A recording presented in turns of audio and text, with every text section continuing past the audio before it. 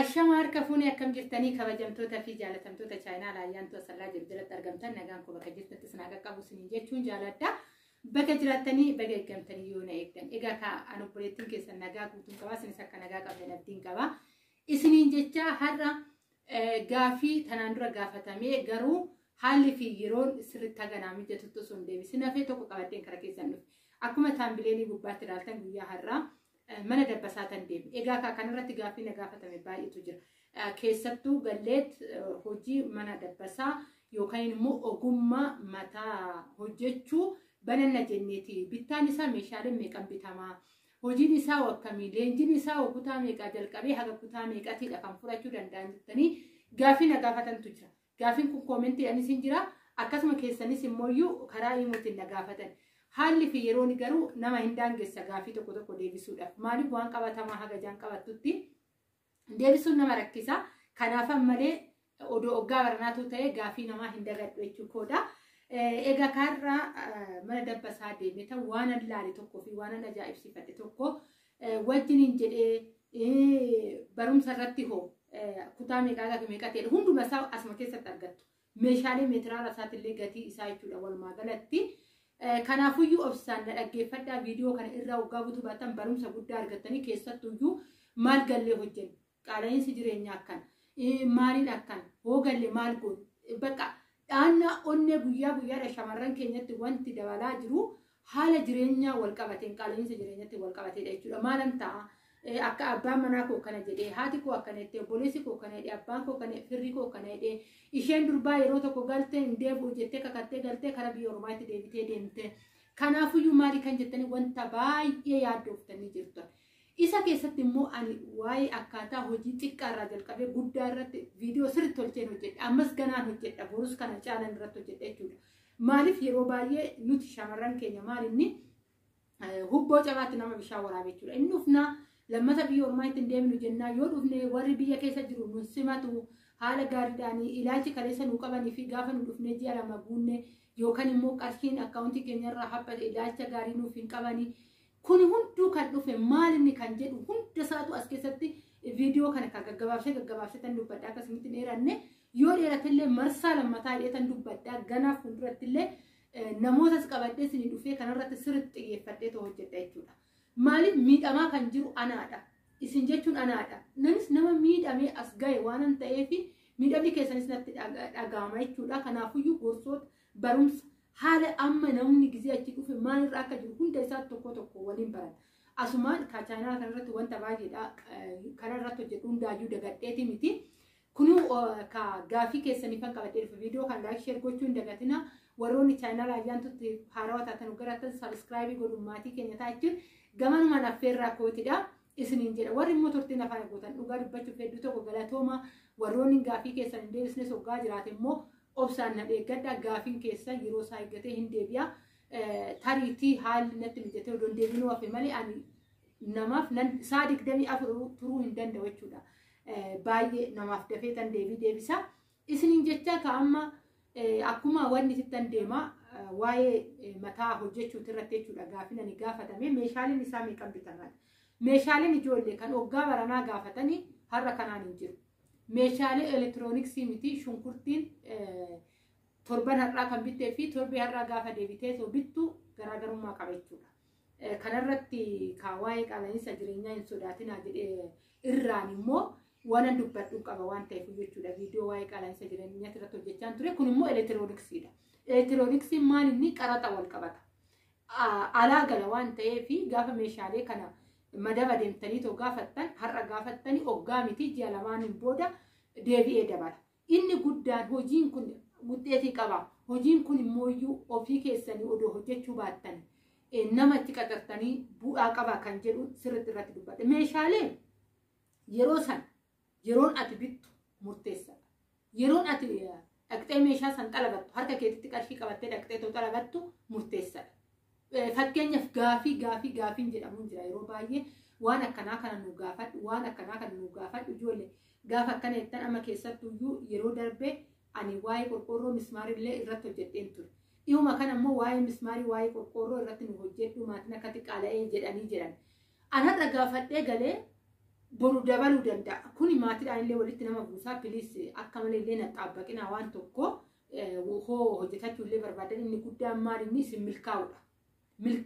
Milkaa'ina kee ilaali malee har'a birriin 5 birriin 10 asirratti dabalame maatirratti jechuun homaa miti hagas maradee baay'eetti wanni illee hin jedhinaas hin jechuufani hoo garuu namoota biraa ta'e sirritti irratti xiyyeeffadhaa. Hoo xiyyeeffattanis immoo gabaan bakka san hin dhaabbatu.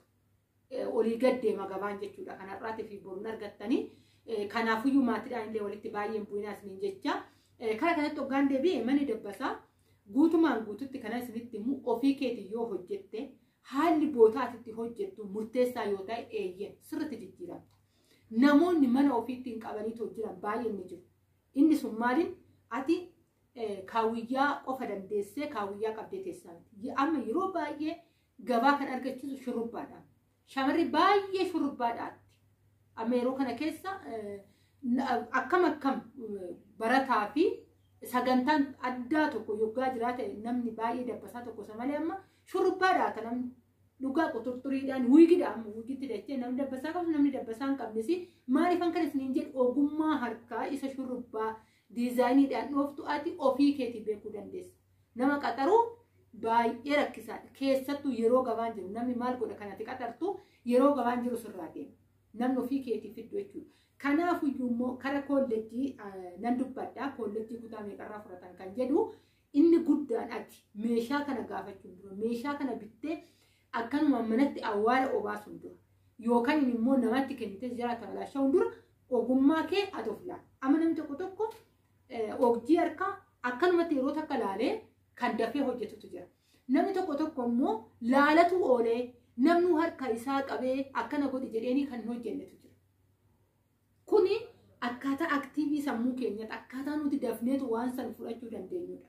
Aktiivinatii keenya murteessa. Kanaafuu namni meeshaa kanan hojjedhete namni karaa mana dabbasaatti tan deemee hojjedha jette amma warroota dhiirati baay'inaan magaalaa gurguddoo keessatti hoggaa argitan warroota dhiiratidha kan dabbasaa dubartii hojjetu jechuudha. Kaaksi irratti cinaa hoo durbii shurrubbaa dhufti. Maaliif haadha manaa abbaa manaati yeroo baay'ee of jalatti namni qaxaree hojjisiisuu dhiisee jira. Sababbiin isaa gaafa gisee kan asarratanyaan kan sirraa deemtu yeroo hunda cal jettee yeroo gabaa ayyaan sagantaa yeroo baay'atu irratti sirraa sokkiti. Kanaafuyyuu ati hagam dandeettiin kee mana waan daldala adda addaa banuu ni dandeessa. Rakkoo hin qabu. Ofii keetii hoogganuu hin dandeessa. Dabbasaan garuu si rakkisa. Amma fakkeenyaaf namni 4 dabbasaa kaaksii seenuu dhufa. Namni 2 shurrubbaa dhaachuu dhufa. Ati nama tokkodha kan qabdee kan gallakkifte. Nama tokkoon hojjetteedha. Gabaan tokko gahoo sirraa deeme gisee tokko gabaan tokko gisee tokko gabaa sirraa gisee deeme ati guyyaatti 400 500 kisaaraa galuu dandeessa jechuudha. Kuni maaliin ati nama bakka aktiivii taate kan hojjechuudhaaf dhugaa baay'een arge waan ta'eef mana dabbasaa yeroo ayyaana bakka akkam kophaa hojjette kan lolutu jira. Ati akkam kophaa hojjette namni sirraa dhufee deemaa jedhee kan dubbatu jira. Sababbiin isaa maaliin ati yoo shurrubbaa nama dha'u ta'e kaaksii maruus sirriifu. Ati kan shurrubbaa san sirreeffachaa isa kaaksii kee jala galchitee ishee shurrubbaa dhoofta haga sanii goggogutte jechuudha. Inni guddaan fixinatii keetii fi aktiivinata keetii fi hojii ogummaa keeti. Kun kana ta'uu baannaan manni dabbasaa kisaara. Tokkoffaa bakka fe'ee yoo ta'e manni dabbasaa karaarra. Karaa keewustooliyaa ta'uu, karaa asfaaltiyaa ta'uu, karaa irratti hojiin akkanaa kun. Isa san immoo mana keetii miti kireessiteeti. Ati guyyaatti hojjettu. Guyyaatti hojjechuu dhiisi. Wanti sirratti reebu herreega namaati. Kana ammoo taatee meeshaalee kee qarshii irratti dhangalaastee bittee mana teechistee odoon hojjetiin galuu jechuun innuyyuu boruu akka meeshaa kanas dhiistee biyyuma arabaa sanitti deebisuus taasisa. Wanta akkanaa kun of eeggannoo guddaa barbaachisa.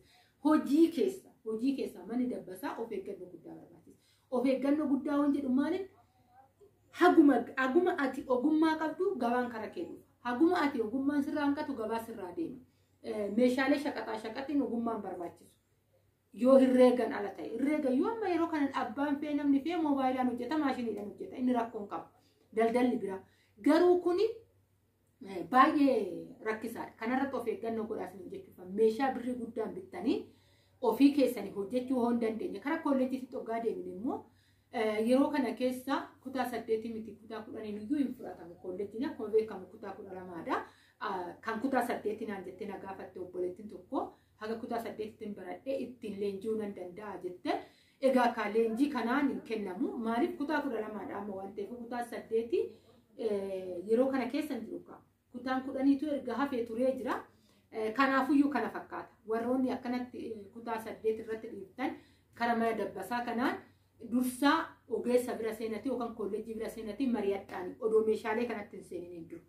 Kanaa miti jennaan daldaloota adda addaa irratti deemaa malee of miidhaa keessa hin seensisina. Meeshaaleen amma yeroo kana keessa immoo bittee yoo ittiin hojjechuu baatte si jalaa baduu danda'a, si jalaa tabalaasha'uu danda'a. Irratti of eeggannoo godhaa. 2 wannan taajjabe wayii tan qaba. Gizee fayyaalummaa jedhamu tokkoo fi garaa raafamu tokko baay'ee nuti dubartoonni biyya Arabaa biyya keessatti waa baay'een taajjabe. Kan nu faana boo gaafa bilbillu homaa sirraa hin barbaannu atuu galtee jireenya kee osoo jiraattee gaariidha jedhee kan boo baay'eetu jira. Akkuma ta'etti illee jiraatte jedhanii wanta baay'ee dubbatu gaafa galtee ji'a tokkoon booda garuu wanti hunduu sun bootatti hin argamu.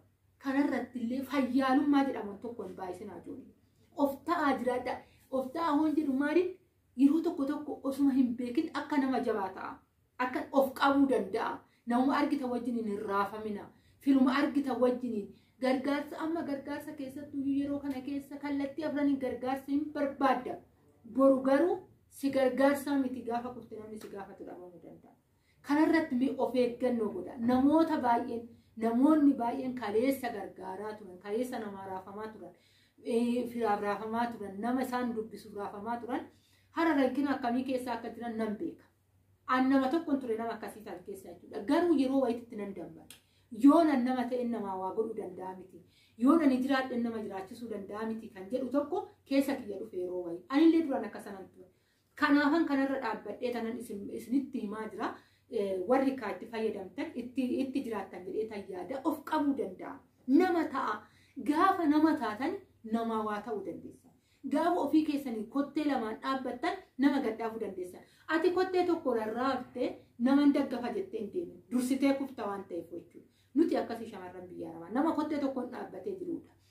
Kanaafuu dura kottee lamaan ati dhaabbadhu ka'ii achiin boodatti namni sitti haa hirkatu. Gaafa namni sitti hirkate ati hundee gadi jabeeffatte waan ta'eef nama sana tuqdee qabuu dandeessa. Yaadni kun isinii galee abdii qaba.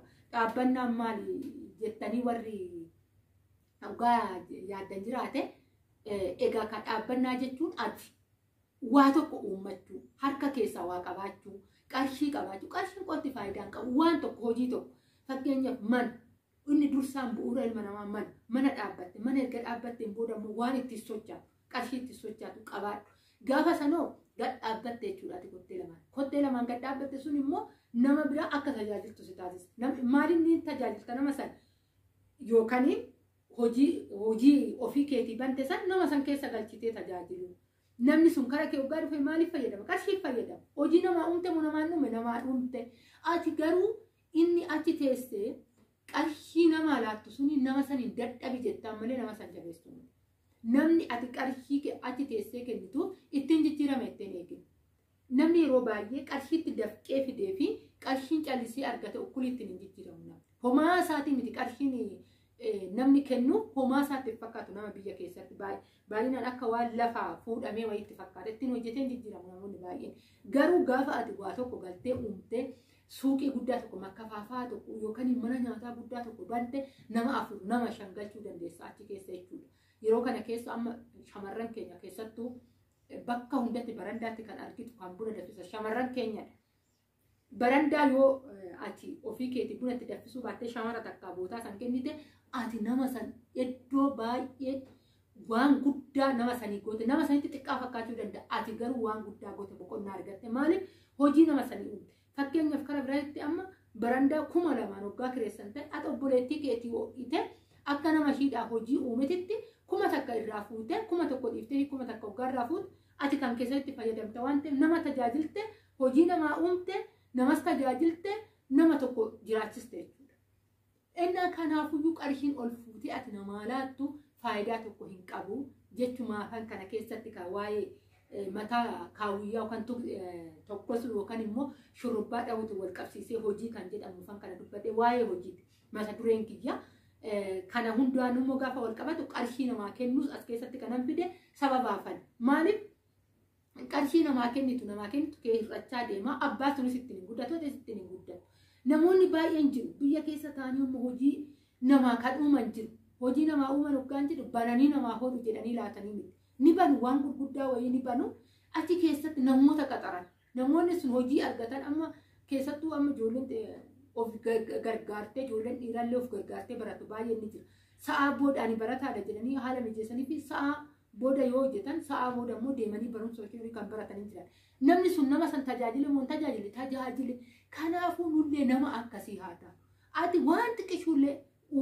waanuma xiqqishuullee uumii nama sanit nama wayii of jalaan dhabdu kanaafuyyuu kana haa bal'isu hundumaa ol kana haa bal'isu baay'ee nama raafamuun homaa nama san hin fayyadu tariitii rakkataan ni jira kan biddeen guyyaadhaaf kana hoon jedhu namaa waa hin ta'ina hammeenya jedhee hammeenya sin barsiisaan jiru hin jira rakkataan guyyaa biddeen takka dhabee ta'u oolu jiraachuu danda'a inni sun rakkina qaamaa ta'uu danda'a rakkina adda addaa ta'uu danda'a inni noo gargaaramillee baay'ee gaarii qaba nama biratti hojjetee argachuu kan hin dandeenye qaama guutuu kan hin taane garuu namuma nagaa qabu namuma dabbasaa isaa maree deemu namuma jireenya gaarii jiraachaa inni waan daasaatti hin guuttatu dhabeedha birri ol fuunee gaafa kennu of eeggannu haa ta'u kunca walitti arbaite ati 1,000 yoo har'a kennite 1,000 ji'a 5 irraa waggaa kennite walitti deemee 20,000 30,000 ta'a haga ati kontiraata kee fixxee galtutti inni sun garuu meeshaa ittiin hojjetu tokko sii bituu danda'a biyya keessatti jechuudha kanaafuyyuu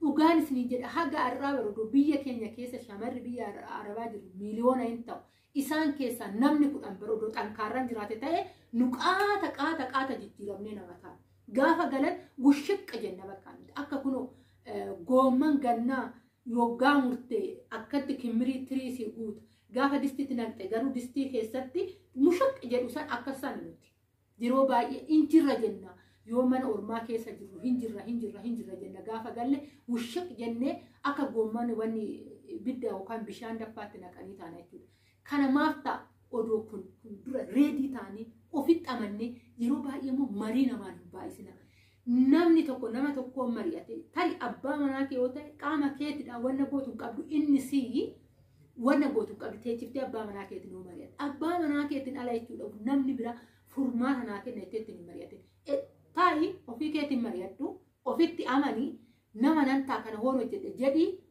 ittiin gaadhu yaada kee jechuudha kun marii fi yaadni garagara waan akkanaa tan yaadee jira wante yaada keeti kan jaalate yaada kee sii deeggara kan jibbe yaada kee garuu mariin 90 waa 90 sitti fida waa 90 sitti kanarratti sirriitti of eeggannoo godhaa isin jechuun jaaladha nama ta'a gaafa nama taate ofii keetiif nama tajaajilta waan ta'eef isin jechuun jaaladha viidiyoon kun hin jaalattan jedheen abdii qaba baay'een isin jaaladha baay'ee isin kabaja haga viidiyoo barumsa bareedu walitti deebinutti bakka jirtanitti nagaa naa ta'a egaa kan waa'ee meeshaalee hin daganne qabadheen isinii dhufa.